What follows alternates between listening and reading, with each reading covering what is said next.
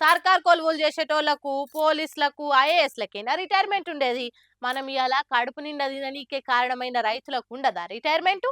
ఏం ఆళ్ళకు మాత్రం ఏటికేతం వట్టి ఏండ్లకేండ్లు దండ్లాడినందుకు సన్మానం చేసుకోవాలని ఉండదా అని గీ కార్యం ముంగటేసుకుర్రు గీ రైతన్నలంతా. మన ఏడనో అది చూద్దాం పాండ్రి. ఏం చదువుకున్నోళ్ళకేనా గీ సన్మానాలు రిటైర్మెంట్లు? ఆళ్లే గొప్పోళ్ళ? 10 మంది కడుపు నింపుతున్న రైతులు గాదా? ఎవలో వచ్చి చేసుడెందుకు, మనమే ఈ కార్యం పెట్టుకుంటే కాదా అని ముంగట్టుకొచ్చి రైతులకు రిటైర్మెంట్ కార్యక్రమం చేసిర్రు కడమ రైతులు. ఎవలెవలనో చూసి గొప్పగా ఫీల్ అవుతుంటాం.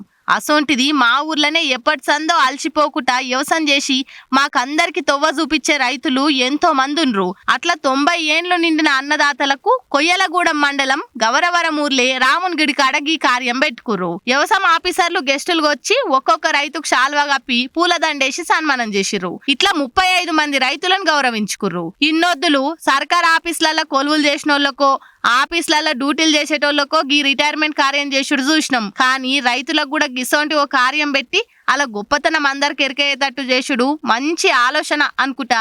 ఈ ఆలోచన చేసిన వాళ్ళని మెచ్చుకోవట్టిర్రు పబ్లిక్.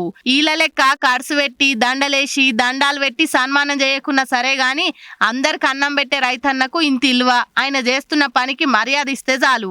రైతే రాజు అన్న శాస్త్రం మరవకుంటే దేశం ఎన్నటికైనా బాగుపడుతుందని మర్చిపోకుంటే అదే సంతోషం అని ఇంకొందరు పెద్ద మనుషులు మాట్లాడుకోవట్టిర్రు గీ ముచ్చట చూసినాక.